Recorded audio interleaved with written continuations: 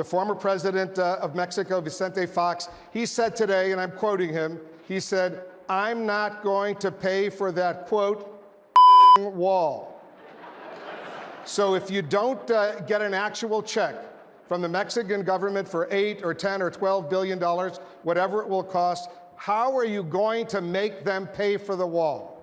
I will, and the wall just got 10 feet taller, believe me.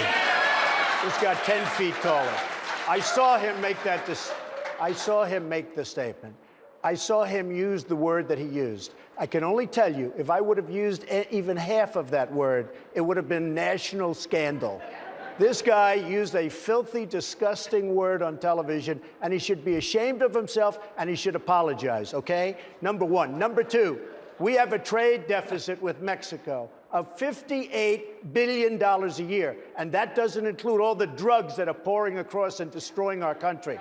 We're going to make them pay for that wall. Now, the wall is $10 billion to $12 billion if I do it. If these guys do it, it'll end up costing $200 billion. Thank you, Donald. I will take on from that.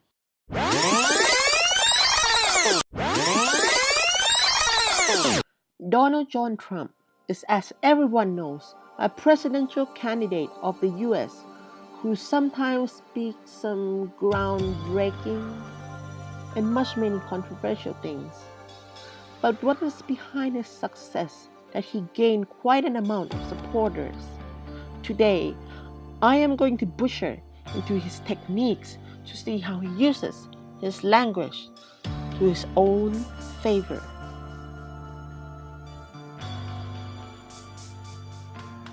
First, we need to evaluate his use of words.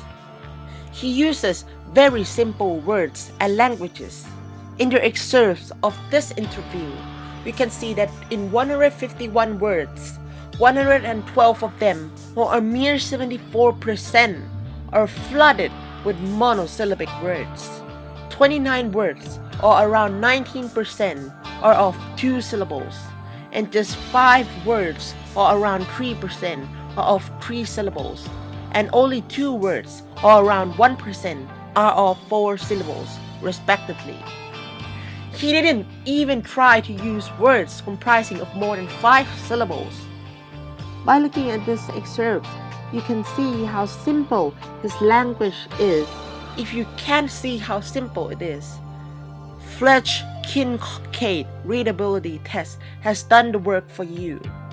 This algorithm analyzes how comprehensible a person's speech is, using a grade level reading ability as a judgment.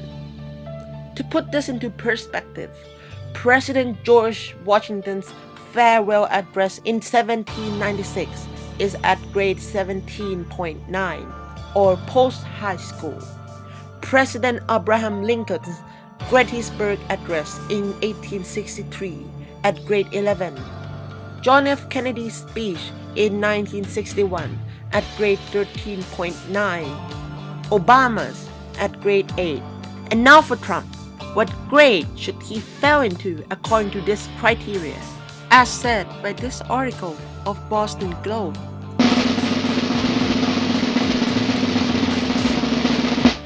Grade 4. A grade 4. But does this mean he is stupid or dumb if it comes to it? Well, not really. This test shows how much knowledge you would need to comprehend someone's speech, not how smart the person is. So what this test really shows is that you would need knowledge as high as 4th graders to fully comprehend his language. Since in the US, the mandatory education is until grade 10 to 12, the effect of this is tremendous. Trump's speech can be appealed and understandable by wide audiences, since it can be understood by almost anyone in the United States. Compared to Hillary Clinton, who falls at grade 7.7, and Bernie Sanders at grade 10.1, you can see why Trump is more understandable by much larger audiences, even though his speeches are much more controversial comparing to his main competitors. If you want to see how simple languages can expand his understanding of the statement, I suggest you go watch grade A under A's videos on uses of big words for more information, which I will leave a link somewhere in the video. Many people think that Trump is dumb, but wow, we are shocked. He is actually smart at playing dumb, giving him a lot of advantages over Hillary and Bernie. But how smart can he get from this? Well, even in his so simple language, it is crowded by large techniques of persuasion. This technique is called the rhetorical triangle, or commonly known as ethos, pathos, and logos. Logos is how he appealed using reasons, even though many of his reasons were later debunked as being bogus.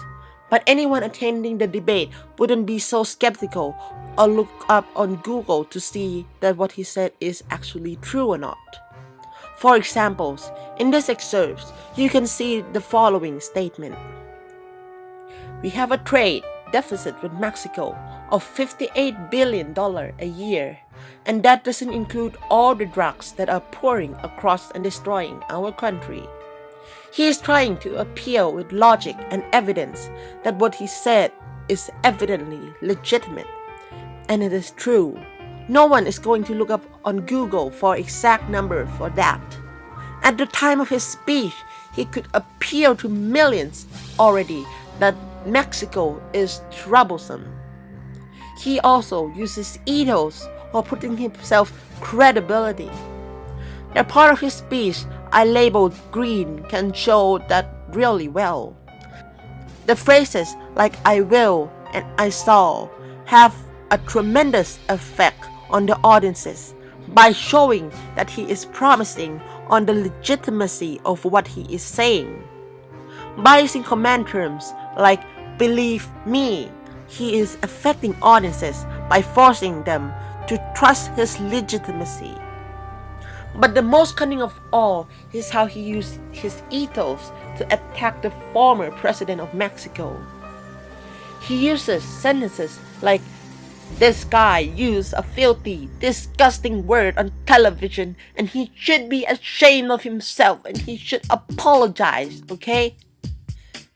He's making a tremendous effect on the audiences by showing how bad the former Mexican president is, and at the same time, he could tell how better he is in comparison to the one he is attacking.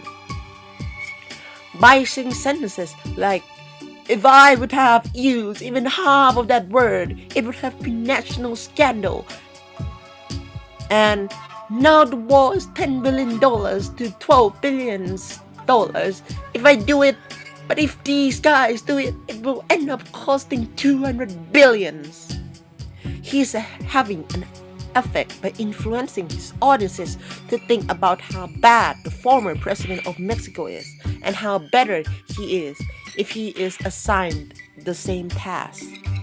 Also, by using he and I, he is affecting the audiences by differentiating how bad he is and how better I or myself is than him. Lastly, he used pathos for emotions and values. This can be seen in psychology, which I also am studying as in-groups and out-groups, or us and them. Look at these two examples and notice the words he used, highlighted in light blue and pink.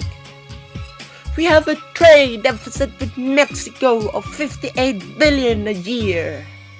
This one is highly affecting the audiences by suggesting to them how they or Mexico highly owes us or Americans large sum of money. And from this statement, we are going to make them pay for that wall. He's affecting his audiences by telling them how much powerful we, which in this case he means American, are to them, or Mexico in this case that he means, that we can force them into paying for the wall. To summarize it up, He uses very simple languages, as easy as fourth graders can understand, to appeal to as large amounts of audiences as possible. He uses logic or logos to make his speech sounds more legitimate, regardless of how true the information would be. He uses ethos or his self-crediting to make himself looks good, and making them, or as he referred, him, or the person he is attacking, looks very bad. He also uses pathos or values of people by using us and them to differentiate the values of in-group or Americans over the out-groups or Mexican. You can see that with all of this, he is really smart, very cunningly smart, but many people would still argue that he is not pretending to be dumb, but he is actually dumb. But with his appearance of being dumb, and also a convincing one, it makes him so successful as he is today. Language is so powerful. It can be a two-way knife. It can be used to butcher someone else or butcher yourself into pieces.